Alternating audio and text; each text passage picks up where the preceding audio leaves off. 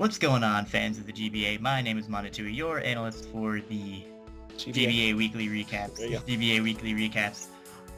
I am going to be your host. Unfortunately, Burke was unable to record with me today. However, we do have a co-host with us as well. Mighty Mamoswine. Nick, please introduce yourself. What's up, guys? I am Mighty Mamoswine in the D-League. With that. Yes, he was in the D-League. He has been an analyst for a while, hasn't really gotten too much work, but today he's going to get his work in. So I do behind-the-scenes stuff. Yes, I'm sure you do. So we're going to jump right in. To begin with, we have a couple matches that we're not going to go over too extensively, and we'll get into why. The first one is between the New Orleans Pelipers and the San Francisco Giants.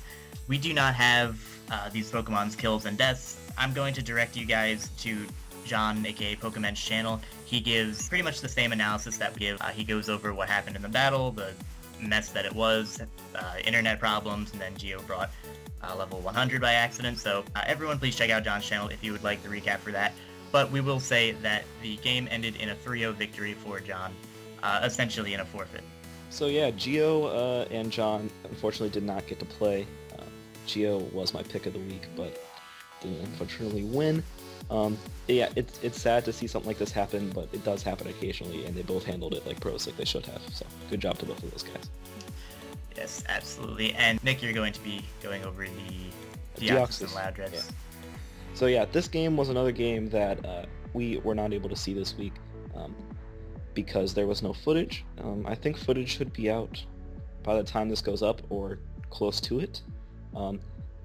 Mulvone and the Cincinnati Loudreds ended up pulling away with a 3-0 victory over Gubs and the Deoxys.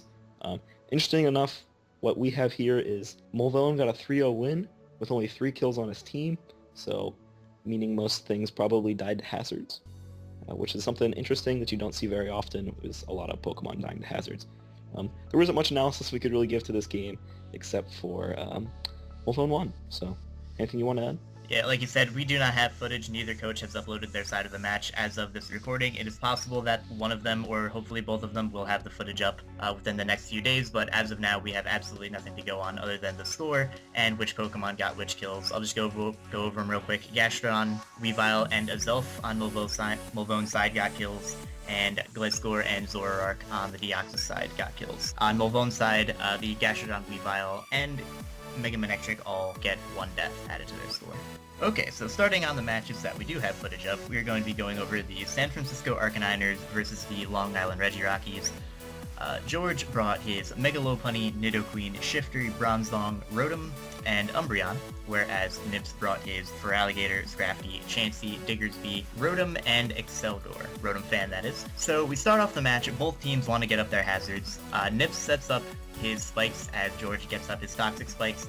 Nips is able to get up all 3 layers of spikes, however George in that process is able to go out into his Bronzong instead of Stealth Rocks, so both sides now have their hazards up. Neither team likely has hazard removal. Nips has absolutely nothing. George potentially has a Defog Shiftry, but it's likely that he's not going to want to because he already has his hazards up and that's all he really wanted. So a little bit later on in the match, we have some Rotom on Rotom action. We got George's regular Rotom versus Nips' Rotom Faan. George is unable to set up a sub versus the Rotom Faan. He gives it 3 separate attempts, is unable to set it up because Thunderbolt is able to break the sub. However, once George takes enough damage inflicted with the sub, he is able to Pain Split on the opposing Rotom, wearing down Nips. However, Nips' Rotom barely comes out on top by living a T-Bolt from George's Rotom. I'm saying Rotom a lot, I apologize. Nips' Rotom Faan is able to live a Thunderbolt from George's Rotom with a little bit of HP, as it is able to take down George's Rotom. However, Mega Lopunny is able to come in and revenge kill the Rotom, giving a kill to the Mega Lopunny. However, it is eventually forced out by the incoming Excelgor because Lopunny does not want to take potentially Life Orb Focus Blast. However, at this point, George does have a decent switch into this, being his Bronzong, which is able to knock out the Excelgor with a Gyro Ball after taking a little bit of damage. At this point in the game, we are seeing that Nips' team is getting slowly worn down by Toxic Spikes, which is what George intended to do during his pregame speech. A little bit later on in the match, we have Nips' Feraligatr versus George's Umbreon. George is able to hit the Feraligatr with a Foul Play, getting off a decent amount of damage onto it, but he is going to be 2-hit KO'd by Feraligator's Waterfall, especially with the 3 layers of spikes up. Once again, fast forwarding into the match, George looks like he is going to sack his Bronzong to the Scrafty. However, he pulls a very good double, relatively risky double, but a very good double, into his Mega Lopunny, predicting the knockoff, and it appears he could be able to just take it out with the combination of Fake Out and High Jump Kick, but he reveals the Fake Out Last Resort Mega Lopunny, which I thought was very interesting. You occasionally see that on Ambipom. I haven't really seen it used on a Mega Lopunny, primarily because you do want that fighting coverage, but against Nip's team, George didn't really see a reason to use it, so Fake Out Last Resort, very good planning on his part. Unfortunately, a little bit after that, Diggersby is able to come in and revenge kill the Lopunny with Quick Attack, proving who the superior bunny is. However, at this point, Nips no longer has switch-ins to Shiftry, so Shiftry is going to come in on the Diggersby. George goes for the knockoff and is easily able to 2-hit KO the Chansey, showing that Shiftry is extremely powerful. Now at this point, he has to go back out into his Diggersby. This is a banded Diggersby, so he has to lock himself in a Quick Attack, meaning that Nidoqueen can come in and knock out the Diggersby and clean up the game. Nick, do you have anything else to add? Well, for those who don't know, Last Resort is a move where it does a lot of damage if you've used all of your other moves like before. So like you can only use that move if you've used the other moves that you have. So Fake Out and Last Resort were only 2 moves, so making the Last Resort very, very powerful after the Fake Out. The Rotom on Rotom action was actually pretty fun to watch. It's basically a lot of mind games between, is he going to Pain Split, is he going to sub, what's Nips going to do? If Nips had Will-O-Wisp or Toxic or something, he might have come out on top of that with a lot more health and could have definitely impacted the game, but he did not. So even though the George's Rotom lost on that one, it actually was a tiny victory. Yeah, Rotom saying a lot of Rotom is very interesting. Yes, again, we apologize for the continuous mention of the word Rotom, but not much else you can do about that. Yeah, and I think this was actually the first match of the entire league this season where both teams tried to hazard stack the opponent, which is something that typically you don't see often, and we saw it 2 times in this match. So, very interesting little tidbit, but it's different every time. Okay, after the George and Nips match, we are going to move on to the Crimson, Seabad, Detroit Steel Wings versus the Lars and the Borussia Donphan. Crimson, Coach Crimson brought Cradilly, Dusclops, Suicune, Staraptor, Roserade, and Latios, while Lars and the Borussia Donphan brought Mega Absol, Drotagon, Scolipede, Landorus Eye, Slowking, and Tangrowth. Both of these are teams that are similar to what they've been bringing for most of their matches this year. Cradilly ended up getting 1 kill, and Suicune ended up getting 2 kills. Cradilly, Dusclops, and Suicune all got the majority of Crimson's kills, as Crimson ended up winning the match 2-0. Crimson actually does get his first win, and very, very good for Crimson. We want to see everyone get a win this year. It's definitely a good thing, and I'm glad that every team got a win this year. As in terms of the actual match, both sides started off by trying to get up rocks. And then after a couple of switches around, Dusclops is able to trap the Slowking with an Infestation, which is something Lars did not see coming. Crimson, being a big underdog, had to make some big plays, and he did just that.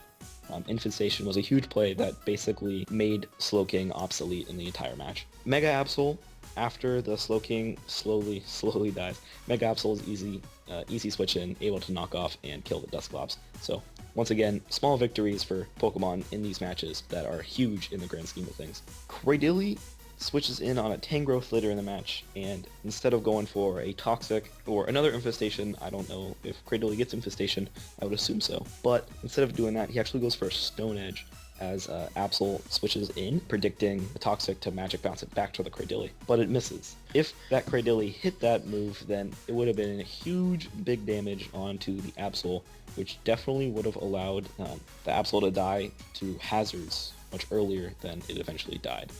Lars made a double switch without making a double switch, so good job Lars. He actually switched his Tangrowth in onto Cradilly as the Cradilly switched into Suicune, so Lars looking like he's making some next level plays, but he was just playing smart. With his Tangrowth, Lars stays in on Roserade, and it knocks off the Roserade's item, and it can easily take a hit because Tangrowth is holding the Assault Vest. You typically would not see Tangrowth stay in against a Roserade, but in this situation it did, and it definitely plays off for the Tangrowth.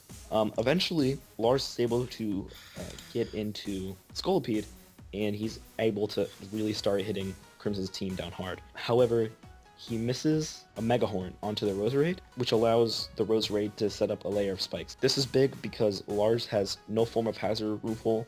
Even though Scolipede is literally the perfect Pokemon to get Rapid Spin, it does not. Its second evolution is literally something Rapid Spinning for its entire evolution. Well, this forces Scolipede out, and Tangrowth is able to switch back in, and Tangrowth proves to be quite the problem for most teams in this league, and especially Crimson in this match, because it really helped hinder what his Suicune could do, and what Suicune ultimately did in the end. Lots of plays happen between Tangrowth and Cradily, and a bunch of things like that. But Crimson tries to Stone Edge the Druddigon to get the kill. However, the Druddigon avoids it, and Crimson poisons the Druddigon instead. And Cradily is weakened, and things and stuff that happen between those two. It was a fun match to watch, and it even gets more fun towards the end.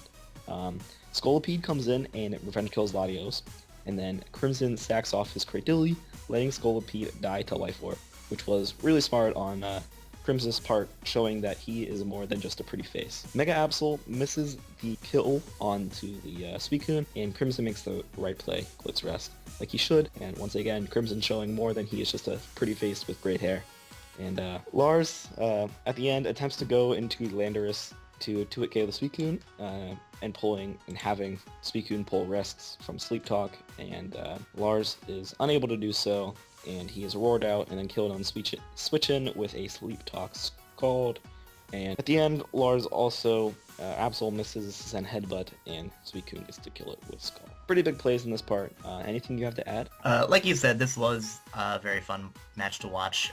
It was very entertaining to see Crimson get his first win of the season. He had been struggling for pretty much the entire season, getting had it on in both the recaps and the power rankings, but it seems like he really did pull out on top this week. The Infestation Dusclops was very good because getting rid of the Slowking was a big deal for him. It stopped a lot of the things that he had on his team. Really, Lars, after his Slowking was trapped and went down, and his Tangrowth was skull burned, it was very, very difficult for him to take on the Suicune. If you look, Mega Absol doesn't really do much to it. Druddigon can't really do too much to it. Very interesting Druddigon set, by the way. Focus Sash Lead Rocks was interesting. Scolipede, while powerful, can't do too much damage to it. Landorus Eye can 2-hit KO it with the Life Orb Earth Power, but it doesn't want to take the Skull in return. And the Slowking was trapped and killed very early on, so very good of Crimson's part to bring the Suicune and to use it the way he did. Okay, so moving on, we have the match between the Atlanta Howluchas and the Pittsburgh Pattatas. We have Fizz, who brought his Garchomp, Tyranitar, Stoutland, Leavanny, Chestnut, and Doublade, whereas Tup brought his Archeops, Excadrill, Celebi, Arcanine, Kyurem, and Thundurus. So, starting off the match, you're going to notice immediately, Fizz, knowing his opponent has an Excadrill, brings a Sandstream Tyranitar. The balls on this man are absolutely unmatched, and I praise him for that. And as you'll notice later on, it was absolutely worth it for him. To start off the match, we have Tup's Archeops versus Fizz's Garchomp. Garchomp breaks Tup's potential Focus Sash with Dragon Claw, as the Archeops reveals Stealth Rocks. After revealing Endeavor on the Archeops, Fizz goes out into his Doublade to try and dodge it. However, Tup predicts this and is able to hit Doublade with 2 Earthquakes, dealing a decent amount of damage, even though he is in defeatist range. A little bit later on in the match, Chestnut is going to come in to tank an EQ from the Excadrill. Chestnut, very good Excadrill counter, even with Aerial Ace, will not be able to one-shot. Fizz then predicts the Celebi to come in and reveals a Pin Missile Chestnut, which is a very good addition on Fizz's part. A little while later, Arcanine comes in to try and burn the Chestnut, but is blocked by Spiky Shield. Chestnut, however, stays in and does get burnt, and misses a Leech Seed, so that turn really not in Fizz's favor. After that, Fizz goes for the Spiky Shield for some reason. Don't entirely agree with the play, because he is burnt, he is going to be taking more damage, and he's going to let the Arcanine get a little bit more back in leftovers, but not a big deal. He may have been predicting the Flare Blitz and wanted to get more damage on the Arcanine. A little bit later on in the match, Celebi is going to switch into the Chestnut, and Chestnut is able to tank Psychic and retaliate with a Pin Missile, which unfortunately does not do too much because, again, he is burned and Celebi is very tanky. So Chestnut, unfortunately, is going to just die to the burn. Comes in and crunches the Celebi, as well as tanking a Gidrain, which does under half, and is able to knock out the Celebi with a second crunch. At this point, unfortunately for Fizz, he has no Excadrill switch-in. His one switch-in, his Chestnut, has gone down. Leavanny kind of a switch-in, but still takes about 25% from an Earthquake. However, this is good for Fizz because he is able to get up Sticky Web, which hurts Tup's team a lot. He does not have hazard removal outside of his Excadrill, which, because it is Scarf, is going to be locked into Rapid Spin and is going to lose him momentum. Now, after getting up the webs, Leavanny heal bells multiple times with nothing status. I assume he was just trying to sack it off. Unfortunately, was unable to watch Fizz's side of the match, but he continues to heal bell despite nothing being status. Works out for him because Tyranitar is going to come in afterwards. And can anything switch in to a Tyranitar at this point? No.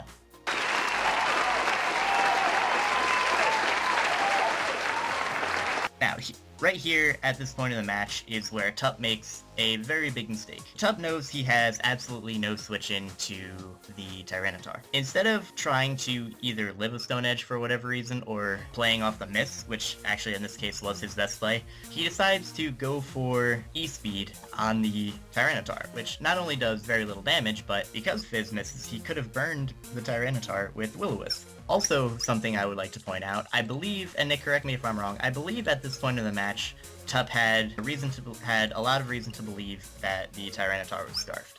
I believe so. Yes. Onto the Celebi, I think? Yes, on the Celebi, you're correct. So at that point in time, why did Tup stay in with his Arcanine when he knew Tyranitar was locked into Stone Edge when he has a healthy Excadrill at that point? You know, not only does his Excadrill take the hit very well, but again, nothing really wants to switch in on an Earthquake. So that was a little bit of a questionable play.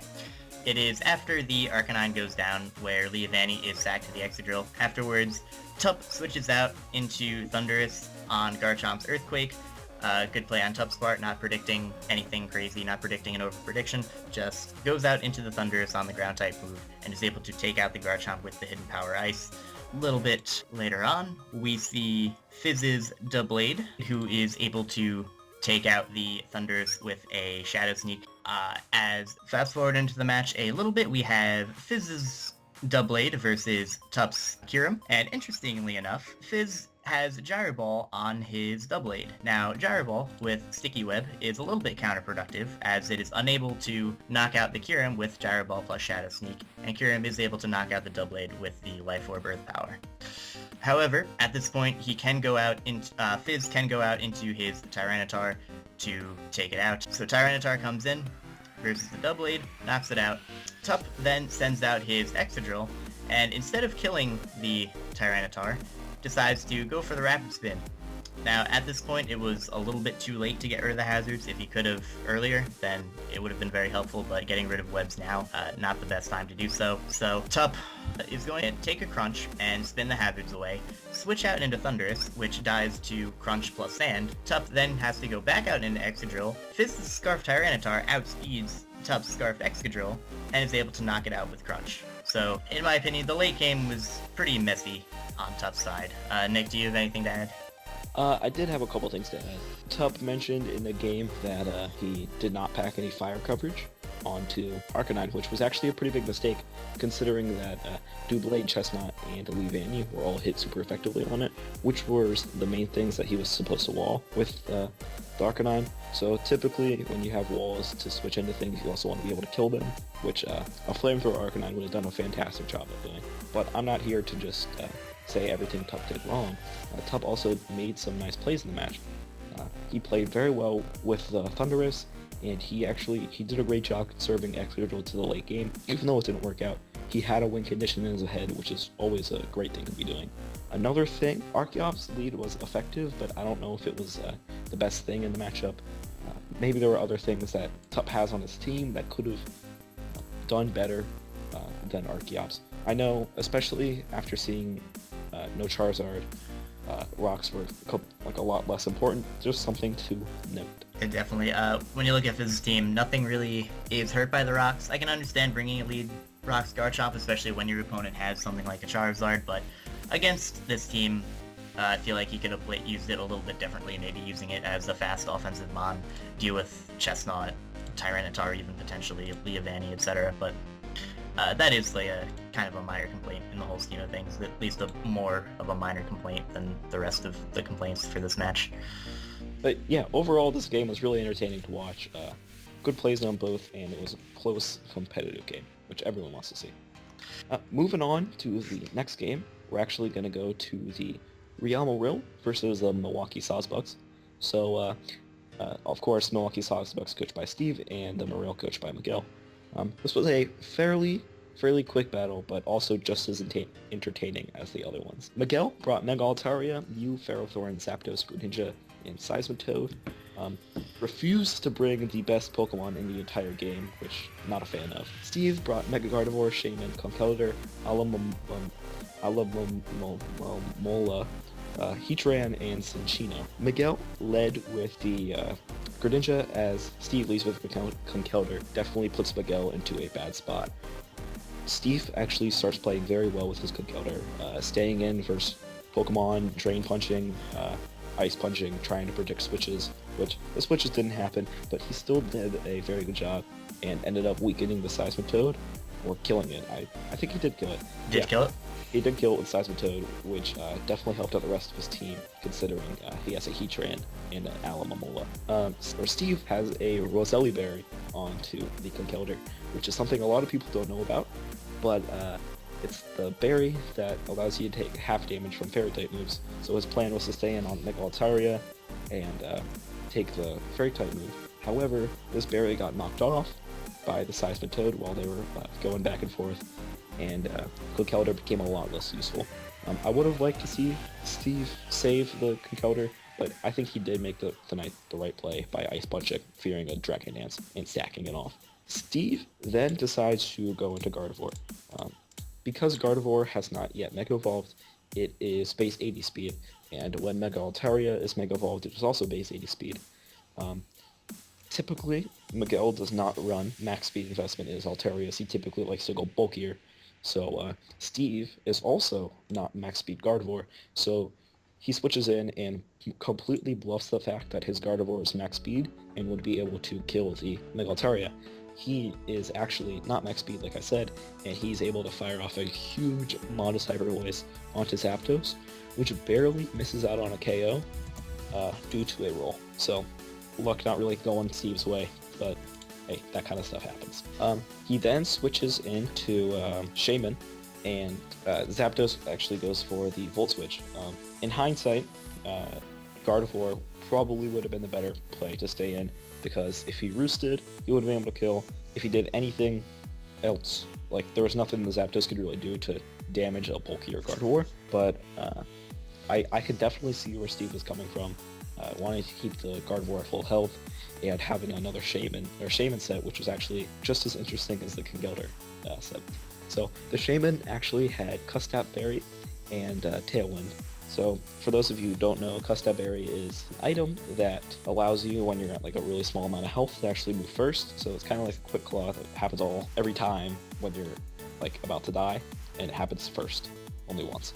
So terrible explanation on the item, but that's what it does. So his idea is to get off some big damage with Shaman, and then fire off a Tailwind, which will allow the rest of his Pokemon, his Mega Gardevoir in particular, to really sweep through the rest of Miguel's team. So, as I said before, Miguel Volt switches, and as Steve switched into Shaman, goes out and goes into Greninja instead.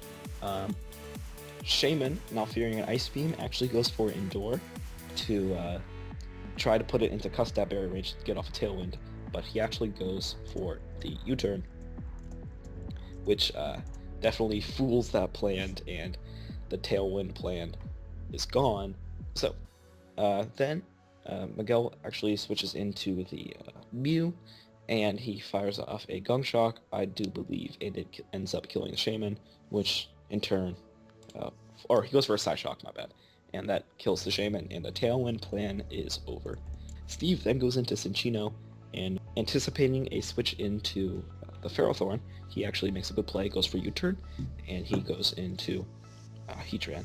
So throughout the match, Steve was talking about how much he wanted to get a Flame Charge sweep off with Heatran, and how he was in the position to do so at this moment, but he decided not to because he wanted the Mew to be more damaged, which was very likely, as Mew was one of the one things that could still live a hit from Mega Gardevoir.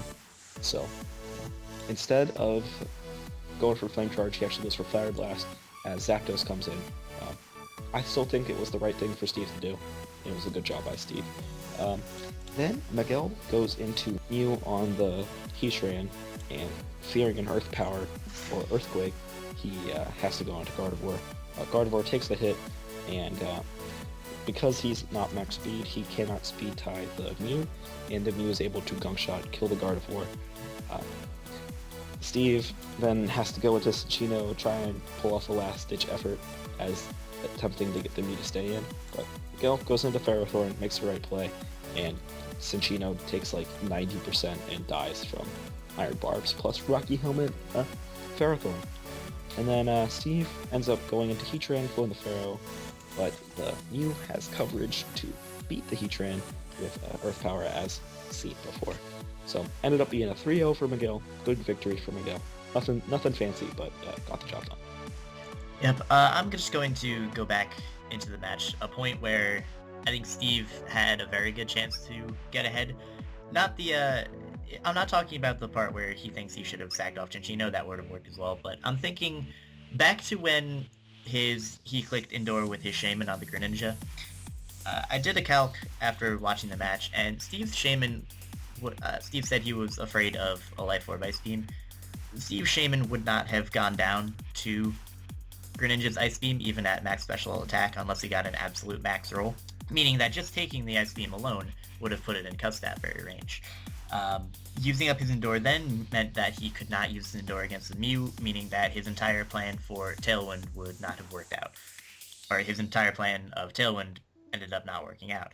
If he maybe went for an attack on the Greninja, try and get damage off on it or the incoming Mew, I think that would have been a better play, not to hound on Steve too much. It also definitely was plausible that Miguel brought like a max attack, Life Orb Gunk Shot, which definitely would have killed the Shaman, so if Steve was fearing that, then I have absolutely no complaints there. That's really all I got to say about the match. Miguel's Mew set was absolutely perfect against Steve's team. Mew is one of those Pokemon where, although it can do pretty much everything, you do have to bring the right set in order for it to do work against your opponent's team, and Miguel did that very well this week. So the next match we are going to cover is the match between the St. Louis Rampardos and the New York Yankees. On Dan's side, we have Victini, Mega Aggron, Quagsire, Jolteon, Uxie, and Salamence, whereas on Shady's side, he has the Mega Venusaur, Melodic, Sharpedo, Alakazam, Rotom Heat, and Jirachi. So the first turn of this match started out very interestingly. Dan leads with his Victini as Shady leads with his Jirachi, and Shady, apparently with the largest testicles on the planet, decides to go for the Body Slam first turn against the Victini. Victini then gets paralyzed, and then is fully paralyzed, and cannot kill the Jirachi. So that was I felt very bad for Dan, and I also kind of found it pretty funny, but anyway, moving on. Dan reveals to have Water Absorb Quagsire to deal with Shady's Melodic. Melodic was not carrying HP Grass, so this Quagsire is now a very solid check to the Melodic, so very good prep on Dan's part for that. A little bit later on in the match, we see that Shady's Mega Venusaur does not Mega Evolve. This was, and correct me if I'm wrong, but Venusaur, Shady actually timed out with his Venusaur, meaning he let the battle timer go down to 0. All 90 seconds he did not make a move because he forgot to click the confirm button, I believe. So Venusaur was left not Mega Evolving. Don't think it mattered too much, but it was definitely unfortunate for Shady because a regular Venusaur is nowhere near as bulky as a Mega Venusaur. A little bit later on in the match, Dan is getting continuously unlucky. Misses a Toxic on the opposing Melodic with his Mega Aggron, but something cool that happens is Melodic reveals the Mimic, which is able to mimic Mega Aggron's Stealth Rocks, and is able to get up Stealth Rocks on Dan's side of the field, which I thought was very interesting because Shady did not bring Stealth Rocks of his own. His Jirachi does not have it this week, nothing else can learn it, and Dan did not have anything that could defog. He did not bring a defog Salamence, so that was actually pretty cool to see on Shady's side. A little bit later on, Shady switches his Rotom Heat in on the Jolteon, which can take the Volt Switch relatively well, but he is being pressured by the Stealth Rocks, taking 25% every time it switches in. Rotom Heat then, a little bit later, goes for the overheat on the Victini instead of going for the electric move. Not 100% sure why, potentially predicting the Jolteon to come in, which does make a little bit of sense, but Jolteon can't really do much to Rotom to begin with, so I'm not entirely sure if that was Shady's best play. Not going to complain about it, though. At this point, Shady decides he wants to stack his Venusaur to the Victini, so he switches it in on the Psychic, and Venusaur is going to go down, never getting to Mega Evolve. I believe that it's not unheard of in the GBA, but it is, I believe, the first time this season that a Mega has not Mega Evolved during the match, especially when it did have the opportunity to. So, once again, a little bit later on in the match, Dan is going to go out into his Uxie on Shady's Rotom Heat, and then pulls a double into Quagsire in the electric move, which was a pretty interesting play. Good play on Dan's part. However, Quagsire is able to easily tank and overheat and kills off the Rotom with Scald. With Rotom Heat gone, this means that Jirachi is an even bigger threat to the Mankeys because the Venusaur and Rotom Heat are down, both of their resistances. Jirachi is not very bulky this week, Alakazam does not want to take it, and neither do the two water types. So, a little bit after this, another pretty interesting exchange of moves occurs. Jirachi comes in on the Quagsire and tries to body slam it. Tries to body slam the Quagsire. Not only was I very confused as to why Shady would try and go with this type of plan, because Quagsire is already very slow, doesn't care too much about being paralyzed other than the occasional hacks. Dan is afraid and switches out. I'm gonna guess, my best guess is that Dan was afraid of this Jirachi potentially carrying Energy Ball. If he was afraid of this, then very good play on Dan's part, because Jirachi does have a very good special move pool, as well as its annoying physical move coverage. So there was that. Melodic is going to come in on the Quagsire, crits the Quagsire switch in, but doesn't matter too much because it is able to recover on Melodic's recover. Because Shady's Melodic is poisoned, Quagsire will easily be able to take it on 1v1. Shady, like I just said, continues to recover with Melodic, even though the toxic damage is racking up. Shady does make a good prediction, predicts the Quagsire to go for the recover, and goes into his Alakazam to threaten it out with Energy Ball. However, Dan saves his Quagsire and stacks his Mega Aggron instead. Very important, very good play on his part, because Quagsire is more valuable than the Mega Aggron. At this point, Shady decides to sack off his Melodic to the Jolteon in order to save Alakazam. Also, I think, not a terrible idea, because Alakazam is his potential key to victory if he does have a chance, that and Sharpedo. However, Dan pulls off a very fancy move on Uxie, revealing the substitute, meaning that he is able to stay in on the Sharpedo and get off a Grass Knot, which deals massive damage to the Sharpedo, now putting it in range of one Life Orb hit. So, Quagsire switches into the Sharpedo to try and take it on. Would have been 2 KO'd because of the defense drop, however, again, because of the Grass Knot, is going to go down to the Life Orb damage. Once again, a little bit later, Dan decides to... Well, Dan is pretty much forced to stack the Uxie to Alakazam because he does not have a super safe switch into it. However, he does have the relatively simple play of going out into Jolteon, breaking Alakazam's Slash with the Volt switch, as Dan goes into Salamence, which can barely take the Psychic, but does take it, and proceeds to sweep the rest of Shady's team with Earthquake. Shady unfortunately misses Zen Headbutt on the Salamence, but that's relatively irrelevant. It's just kind of putting salt in the wound for Shady. That was a great match, and one thing I definitely want to add is Mimic Melodic was very cool, and it was a very manly play. However, Magic Coat would have done essentially the same thing for what he was trying to do, and done it more efficiently, because it would do it on the same turn. I think that's how it works, yeah? Just Magic Coat would, I like the animation better, so I think it'd be the cooler move. Other than that, Monotui actually did a great job covering this match. Basically, it was a couple of back and forth, great play on Dan with the Uxie, and that's really all I want to say. So. Yep, I will say, last week, I wasn't super impressed with Dan's prep. He said he prepped for the Suicune, and I do believe it, because he did have the Roar Blastoise and a couple other things to deal with it, but this week he definitely made up for it. He prepped very well. The sub Uxie was brilliant, the Grass Knot as well. It really worked out for him, and he really proved himself in this match once again. Okay, and the final match that we're going to be covering is the Boston Red Sox versus Sacramento Sea Kings. Nick and the Boston Red Sox ended up bringing Cresselia, Megadino, Drapion, Nidoking, Manaphy, and Mienshao. Hayden brought Darmanitan, Clefable, Slowbro, Mega Sableye, Breloom, and Porygon 2. Hayden mentioned that Breloom was probably not the best thing to bring, but he said he thought Nick wouldn't prepare for it all too well because he didn't expect him to bring it, so he ended up bringing Breloom instead. This match was basically the epitome of what Nick's team is all about and what Nick's team has the capability of doing.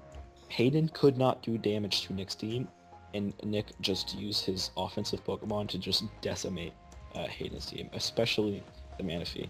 So, going in a little bit further into the match, Nick leads with Mienshao and Hayden leads with Sableye, forcing Nick to switch into Megadino. Megadino takes the Will-O-Wisp and then Heal Bells the next turn. He taunts the Megadino. Not a bad idea. Good thing to taunt Pokemon. It's typically a passive Pokemon like that. However, I don't know if he didn't know Megadino was Fairy type or whatever, but Sableye stays in and knocks off, which definitely an interesting play, considering it is resisted. Sableye doesn't have that great of attack, and Megadino has a Mega and can't be knocked off, so to each his own. So whatever he wanted to do, it was the correct play for him.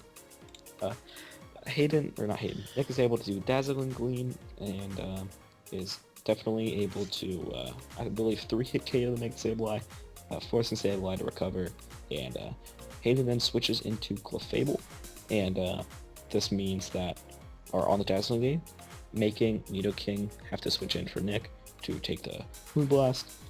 The Moonblast actually lowers his special attack, which is no fun. Porygon 2 then switches in and takes the Sludge Wave very well because the Nidoking is at -1 special attack. Then Nick actually switches into Nick goes into Cress to take the hit from Porygon 2, then goes into Drapion to Toxic instead. Of course, Drapion's not affected by the Toxic. Drapion then sets up a sub on the Sableye, and then it acupressures, and it gets the +2 defense. So now the Sableye has no hope of ever breaking this thing sub, which forces the Hayden to switch into Slowbro as his only real means of trying to break this Drapion sub with Scald, and forcing to take knockoffs and stuff like that. There was also no item on Slowbro. Didn't know necessarily what it was, but it was. I don't think there was an item revealed, so that happened. Hayden then goes into Porygon 2 a little bit later, and he is forced to take a knockoff in order to break the Drapion sub. Nick goes into the Megadino because he cannot set up another sub, and it could easily take any hit that he can go for. Audino just Heal Bells and Heal Bells anything that the Porygon can do. Hayden mentioned that he knows that he had Heal Bell. He thought it was just his best way to wear down the Megadino, which was correct. Nick then goes into the Mienshao onto the Porygon 2. I believe he goes for a high jump kick here and misses on the Clefable. Or no, he U-turns. I believe he misses later.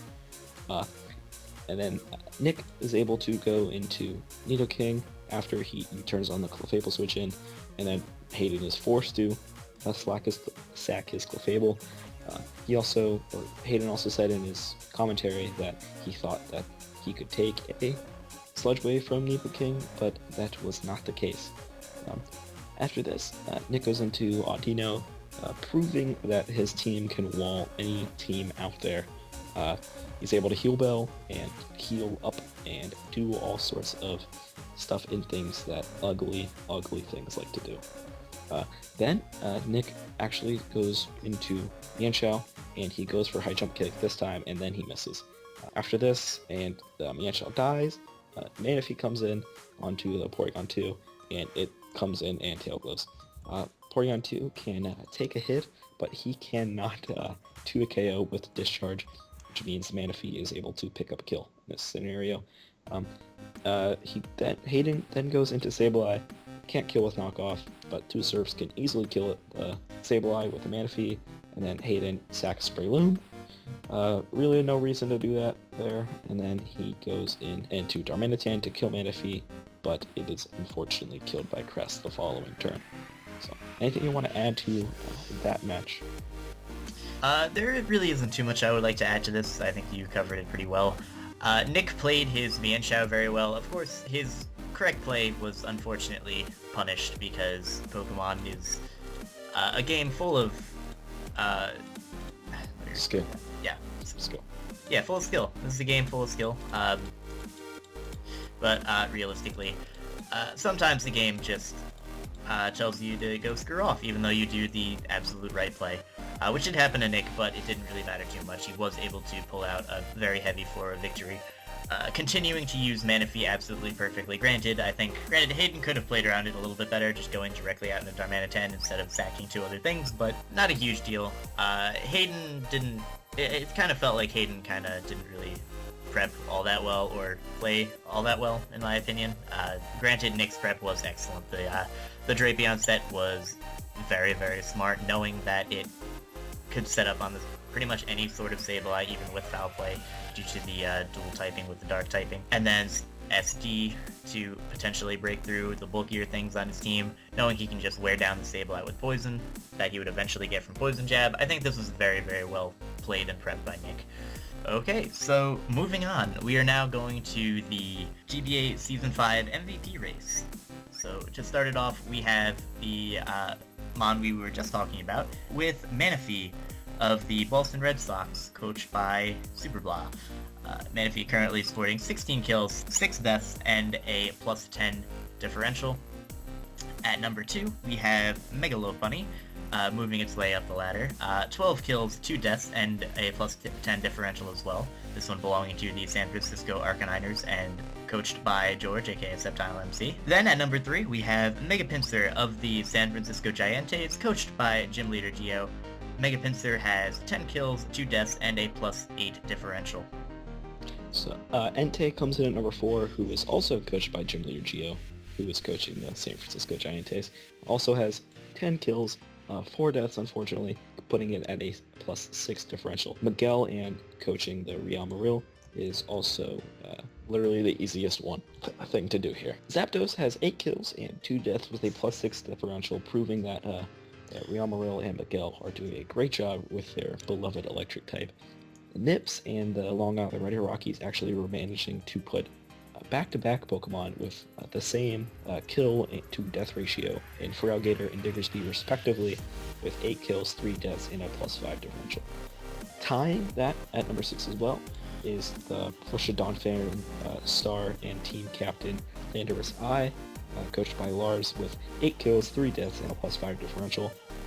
And then to round out the rest of the top 10, Mega Gardevoir, coached by Steve, and Salamence, coached by Dan, both have 8 kills, 5 deaths with a +3 differential. Yeah, that is correct. Interesting to see Salamence now on the leaderboard. Leaderboards have been relatively the same throughout the weeks, but we are seeing a few new faces, mainly being, well, not necessarily new faces other than Salamence, but a couple things moving up, like the Diggersby as well as the Megalopunny, so that is very cool to see. Next up, we are going to move on to the current standings for each of the divisions. Starting off with the Red Division, we have the Atlanta Howluchas in first place with 6 wins, 1 loss, and a +12 differential. Following him, we have John, aka Pokemon, coach of the New Orleans Pelipers, with 5 wins, 2 losses, and a +7 differential. After that, we head down into a little bit more of a negative differential. We have the New York Yankees with 2 wins, 5 losses, and a -9 differential. And trailing him, we have the Detroit Steel Wings, even though getting their first win this week, still at the bottom with 1 win, 6 losses, and a -14 differential. In the Blue Division, St. Louis Rampardos actually lead with 5 wins, 2 losses, and a +10 differential.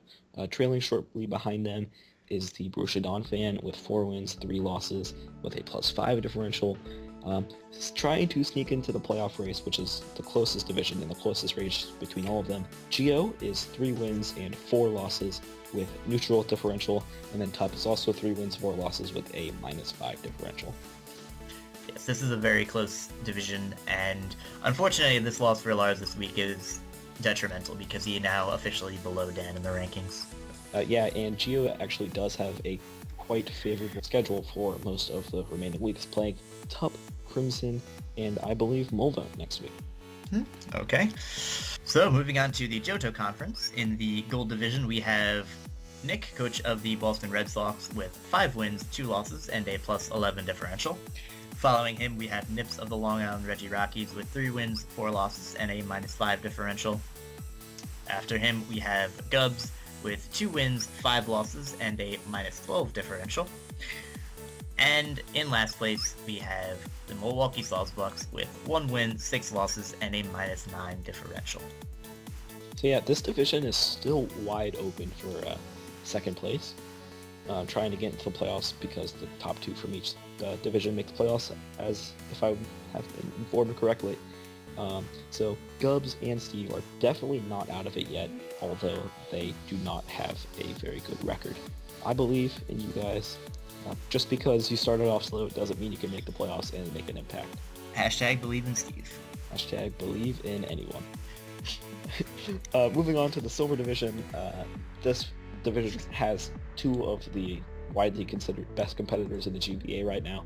We have Miguel leading the division with 6 wins, 1 loss, and a 17 plus differential. And then George with the San Francisco Arcaniners with 6 wins, 1 loss, and a plus 12 differential. George is actually in a very historic run right now. He has won 6 straight games in a row, and that is very, very difficult to do in a league this competitive. I believe if he wins out for the rest of the way, he will be able to break the record for most consecutive games won. So next up is the Cincinnati Loudreds. They have 2 wins, 5 losses, and a negative 5 differential, while Hayden has 2 wins, 5 losses, and a negative 14 differential. If these 2 guys want to make the playoffs, they're really going to have to step up their game. So for the last segment of the GBA Weekly Recap, we are going to be going over next week's matches, who we think are going to win. First match we're going to cover is the Borussia Donphan going up against the Sacramento Sea Kings. Borussia Donphan, of course, coached by Lars. Sacramento Sea Kings, of course, coached by Hayden. I am going to give this match to the Borussia Donphan. Although Lars is coming off a loss this week, Hayden is as well, and Hayden lately has really not been impressing me with the way he's been prepping and the way he's been playing. Lars, on the other hand, is still fighting to win every single match, and that's why I'm going to lean in his favor. I believe I'm going to follow suit. Lars has, throughout the season, been playing great. Fortunately, this week he can get the victory, but I think he's going to come out strong and easily take down Hayden this week. Oh, easily. Easily. So yeah, I kept it as vague as possible, because who knows what easily means. Moving on to the next match, we have the Boston Red Sox versus the Pittsburgh Pattatas, and coached by Tup. I believe that Nick is going to pull off a victory this week. Nick definitely showed how he could dominate an opponent last week versus Hayden, and I think he's going to do a similar thing to Tup. I hope Tup plans a little bit better than he did last week, makes a little bit better plays, because if he does do that, then I could see this being a much more competitive game. But at the moment, I'm going to have to go with Nick, and I think he's going to pull out a victory. Yep, I am going to agree 100%. I do think Tup has a chance to defeat Nick. I think his team matches up decently against his opponent. He has the Jellicent to block high jump kicks from Mienshao. Of course, it does get knockoff, but still going to be a risk for him. Golbat can even potentially switch in. He does have, I think, a little bit of a better team matchup. However, Nick has been impressive pretty much throughout the entire season. Tup, it's kind of hit or miss. So I am going to give this one to Nick. So following that match, we have the match between the Cincinnati Loudreds and the San Francisco Giants. Although Gio is coming off a loss and the Cincinnati Loudreds are coming off a win, I am going to give this one to gym leader Gio. His very interesting and unique prep has worked out for the most part, and I think it's going to work out for him again. Malone, I didn't get to see the contents of Malone's last match. Well, I didn't really get to see the contents of either of these. However, I think Gio is a little bit frustrated with how he was unable to really perform in this week and how he had to forfeit, I think he's going to turn that anger into passion and take over Mulvone. Yeah, turning anger to a passion is a very, very dangerous thing, and if Gio is able to do that, I could definitely see him pulling off a huge victory this week. Gio is proving to the rest of the league that he could pull off his inner Matt Damon while saying, do you like apples? And GBA says, yeah. And he says, well, how about them apples? Gio has been able to pull off some impressive wins this year. He's been able to stay in most of the matches, which is why I believe he's easily going to take out one of the lesser opponents this season in the GBA, being Mulvone. The next match is actually the Milwaukee Sbug and Steve versus Dan and the St. Louis Rampardos. Steve played really well in the last week, which is making me think that he can win this game, and I'm really tempted to go with him. However, I am going to go with Dan because Dan has been more consistent this season, and Dan typically doesn't let you down. Dan's a nice dude. Dan's going to go for it. I think Dan's going to be able to pull out the victory here. I don't see... I think Steve is going to have a difficult time taking on the Mega Aggron. Yeah, I'm going to agree. I think this is totally winnable for Steve. Primarily, Dan, although he has definitely been performing well, his prep for the most part has been good. Occasionally, he will make one relatively big slip-up. Versus Crimson, it was not prepping for Suicune enough. It didn't end up punishing him because he was able to come back later on. Occasionally, it would be one play during the match. Generally, he hasn't been punished for it, and maybe Steve can punish him for it, but again, Dan has been more reliably consistent, and I really feel like he's going to pull this one out. He has been playing well, and he has, especially in the last match, he prepped very, very well. Moving on, we have the match between the Detroit Steel Wings and the Long Island Reggie Rockies. This is actually a pretty tough one for me to call. Nips has definitely proven himself, although a weaker team last season has really proven himself as a contender. Although Crimson is coming off a win, I'm not sure if I can give him the same title. Going off of team matchup, I'm going to give this to Nips, and going off of coaching status, I am also going to give this one to Nips. I think he is, especially Nips's biggest scorer this season so far has been Diggersby, and when you look at the Detroit Steel Wings, they really have nothing to deal with an offensive Diggersby. Even Suicune is 2 KO'd by a banded Diggersby, potentially even a Life Orb Diggersby. It could be Scarf to outspeed the Mega Charizard, outspeed the Latios, etc. Hit everything very hard, so I am going to give this one to Nips of the Long Island Reggie Rockies. I'm actually going to give this game to Crimson. Crimson is coming off of a win, while Nips is coming off of a loss. I really liked what I saw from Crimson this week, and I think if he could continue his momentum from last week into this week, I think it's going to be a payoff for him, and I definitely can see Crimson winning this match. I can see Nips winning this match too. This is the second hardest match to call for me this week. However, I do think Crimson is going to be able to get the victory. Moving on to the next match, we actually have Miguel and the Real Morel versus the New York Yankees, and this is a story about two teams that are going completely opposite directions. Miguel is on a win 5 streak, while I believe Shady is on a 5-game loss streak, or 4-game loss streak, my fault.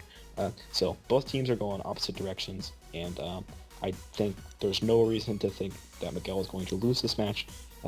Miguel has shown that he is one of the best players to ever play in the GBA, and I don't see that changing anytime soon. So Miguel, I think, is going to be able to get the victory this week. I agree 100% for every reason that you gave. Miguel, since his very beginning into the GBA, has been very impressive. Shady has also been kind of hit or miss. Shady could be on the upswing of something here because he generally does tend to have cold streaks in the middle of the season, so he could be heating up now, but to start heating up against the Real Morel is definitely not the best time to, because, again, Miguel is a very good coach, so I am going to give this one to the Real Morel. Moving on to the match between the Atlanta Luchas and the Arizona Deoxys, I am going to give this match to the Atlanta Luchas, coached by Fizzy Stardust. Fizz has been continuously very impressive. He and his front office have been building very, very solid teams. He has been playing very well. He was able to overcome Tup, even though Tup, I thought, had a clear advantage. Of course, there were other factors going into that, but he did play very well around it. He is able to form a very good game plan and then sticks to his game plan, and that's something that I think is going to lead him to victory. Yeah, I'm gonna have to agree with you. I think Fizz is going to be able to get the victory this week, and there isn't really much I could add about this one. I think Fizz has been executing his game plans with having solid game plans, and that is the formula to success in this league. Mm-hmm. Moving on to the next match, which is the most anticipated match. I'm really looking forward to this match. It's going to be very, very interesting, very entertaining, and I would love to see how this match plays out. It is John and the New Orleans Pelicans versus George and the San Francisco Arcaniners. So, for those of you that don't know, George and John are best friends. They've been friends since George was in middle school. So, a long time. If there's any team right now that could stop this hot streak, it's John. John knows how George likes to play. I think he's kind of inside his head a little bit. I can definitely see John winning this match. However, George is a phenomenal player. He's one of the best battlers I've met in my entire life, and I think that I love you, John, but I think George is going to get the victory because he's just been on fire right now. John might be a little rusty, as he hasn't actually had a real Pokemon match in 3 weeks because of the forfeit. He did play convincingly against Geo, from what I can tell. However, George is just on a roll. His planning is phenomenal. His play is phenomenal, and I don't see that changing this week against John. I am going to agree 100%. Pretty much for the exact reasons that you said. I don't really have too much to add. However, I will say if neither... John has Mega Sizzler and George has regular Sizzler. If neither of them run Technician HP Fire for the other, I will be a little bit disappointed. Well, get your disappointment hat ready. Okay. So that has been the GBA Week 7 weekly recap. Please leave your comments and your thoughts in the comment section below. We would love to hear your feedback, see how you enjoyed the episode, how much you enjoy Nick more than Burke, because obviously who doesn't. So thank you guys very much for watching. My name is Monatui. Nick, do you have anything to add? My name is Mighty Mamoswine, and Grey Dilly does get infestation. So have fun with Burke next week. Burke, intern Emily, is at a paper pushing convention, and she will be back soon. So. Alright, so thank you very much, Nick, for joining me, and thank you guys for watching, and we will see you guys next week. Goodbye.